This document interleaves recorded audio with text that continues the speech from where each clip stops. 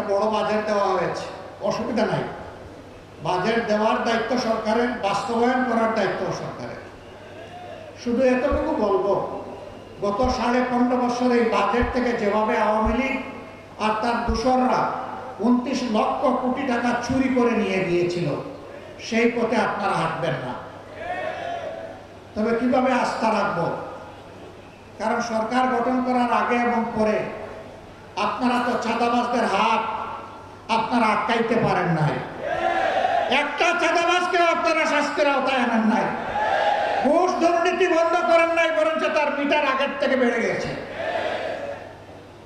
যদি এই অবস্থা জারি থাকে তাহলে জনগণের জায়গায় তার ভাগ্য নিয়ে কুমড়ি খাবে। আর কিছু দলকানা কিছু মানুষ এবং কিছু গোষ্ঠীর হয়তো ভাগ্যের পরিবর্তন হবে। বাংলাদেশ আর এটা দেখতে চায় না। একদিনে দুটো ভোট হয়েছে, একটি সংসদ সদস্য হিসাবে নির্বাচনের ভোট, আর একটি সংস্কার পরিষদের সদস্য হিসাবে গণভোট। আমাদের অবস্থান সুদৃঢ় ছিল আমাদের মার্কা এবং গণভোটে হায়ের পক্ষে। বর্তমান সরকারি দল প্রথমে হায়ের পক্ষে ছিল না, তারা চুপ ছিল, নীরবে নীরবে তারা নায়ের পক্ষে ক্যাম্পেইন করেছিল। এরপরে জনরোষের মুখে পড়ে তাদের নেতাও কমপক্ষে একবার শহীদ আবু সাইদের এলাকায় গিয়ে বলতে বাধ্য হয়েছিলেন, 12 তারিখ 2টি ভোট, একটা গণভোট আর একটা জাতীয় সংসদের ভোট, আপনারা গণভোটে হাতে ভোট দেবেন। আউয়াল ওয়াস্তে আখের একবারই তিনি বলেছেন। কিন্তু তিনি তো সেই দলটির নেতা। বর্তমানে সংসদে তিনি হচ্ছেন সংসদ নেতা, প্রধানমন্ত্রী, সরকারের প্রধান, বাংলাদেশের প্রধান নির্বাহী। তিনি এই যে বললেন কথাটা, সেই গণভোটে যে 66.8% মানুষ ভোট দিল, 66.8%, তাদের ভোটের মূল্যটা তিনি কি দিলেন? তিনি শপথ দিয়ে এই গণভোটকে অস্বীকার করলেন। তার সহকর্মী, যাকে বলা হয় তিনি সর্বমন্ত্রী, সব মন্ত্রণালয়ে তিনি আজানও দেন, একামতও দেন, মাঝে মাঝে তিনি সংসদে ফতোয়াও দেন। তিনি বলেছেন নির্বাচনটা যাতে হয়ে যায়, এই জন্য আমরা এগুলা বলেছিলাম। লজ্জা! একটা সংগঠনের শীর্ষ জায়গা থেকে যদি জনগণকে এইভাবে ধোঁকা দেওয়া হয়, তাহলে রাজনীতি এবং রাজনীতিবিদদের প্রতি মানুষের আস্থা থাকবে কেন? মানুষ কেন রাজনীতি এবং রাজনীতিবিদদেরকে বিশ্বাস করবে? আমরা ওই রাজনীতি করি নাই, আমরা ওই রাজনীতি করব না। আমরা সংসদে নোটিশ দিয়ে 68 বিধিতে আলোচনা করেছিলাম, গণভোট যেন হারিয়ে না যায়, গণভোটকে যেন সম্মান দেখানো হয়। আমরা বলেছিলাম যারা জনগণের রায়কে সম্মান করে না, তারা কখনো গণতন্ত্রপন্থী হতে পারে না। গণতন্ত্রের দাবি হচ্ছে বেশিরভাগের রায়কে সম্মান করা। যেহেতু বেশিরভাগ জনগণ, প্রায় 70% জনগণ হায়ের পক্ষে ভোট দিয়েছে, অতএব সরকারকে এই রেফারেন্ডামের যে সংস্কার প্রস্তাব সবগুলা বাস্তবায়ন করতে হবে।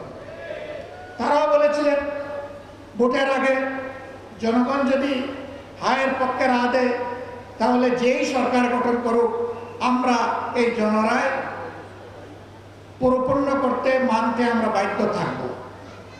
এখনো আহ্বান জানাই, সময় আছে, ফিরে আসেন, রেফারেন্ডাম মেনে নিন, মানুষের রায়ের প্রতি সম্মান দেখান। নইলে মনে রাখবেন, মানুষের রায়কে উপেক্ষা অগ্রাহ্য করে জোর করে যদি শাসন ব্যবস্থা চালাতে চান, এই জনগণ আপনাদের সামনে হিমালয় পর্বত হয়ে দাঁড়ায় যায়। এখন আমরা যারা সরকারে যারা আছেন এবং বিরোধী দলে আমরা যারা আছি, আমাদের মনে রাখতে হবে 24 হয়েছিল বলেই 26 সালে বাংলাদেশে একটা নির্বাচন হয়েছে।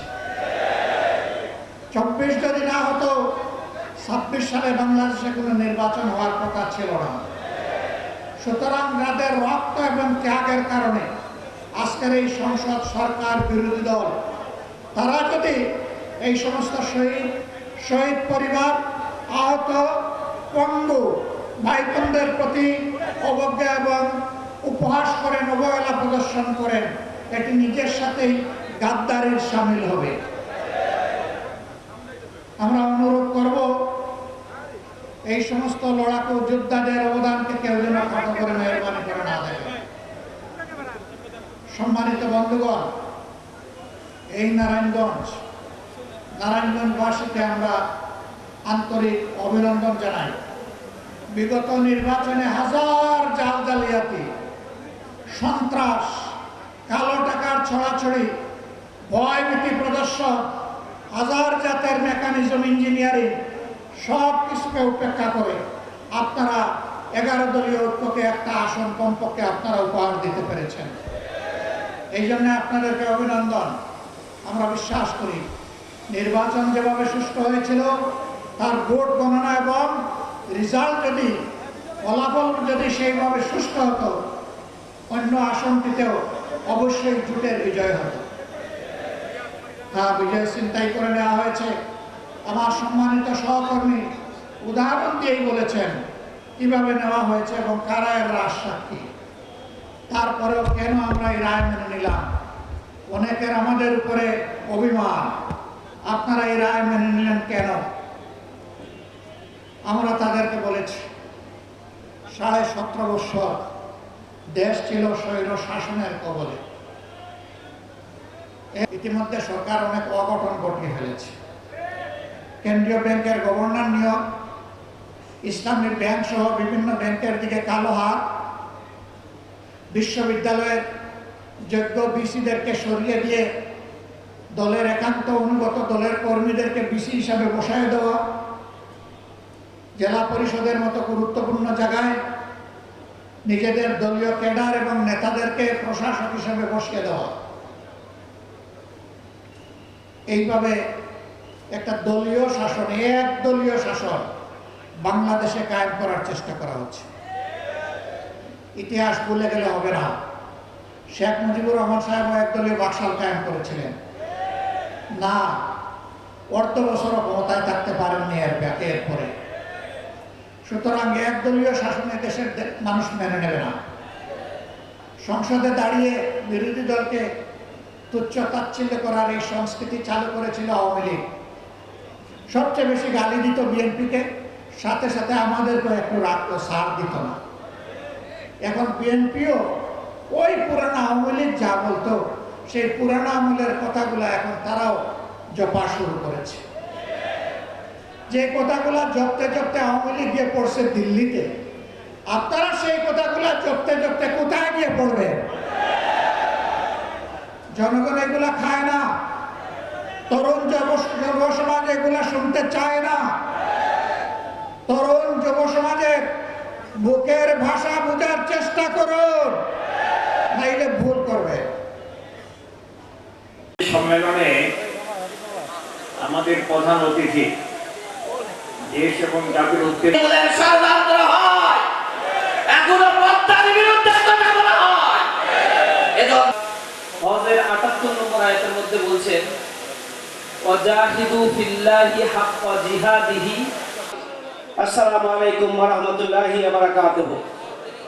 সংগ্রামী ভাই বন্ধুগণ, 17 বছর বাংলাদেশ একটা শ্বাসরুদ্ধকর আমিরের জামাত, বিরোধী দলীয় প্রধান আমাদের নেতা ডাক্তার শফিকুর রহমানের অভিনন্দন।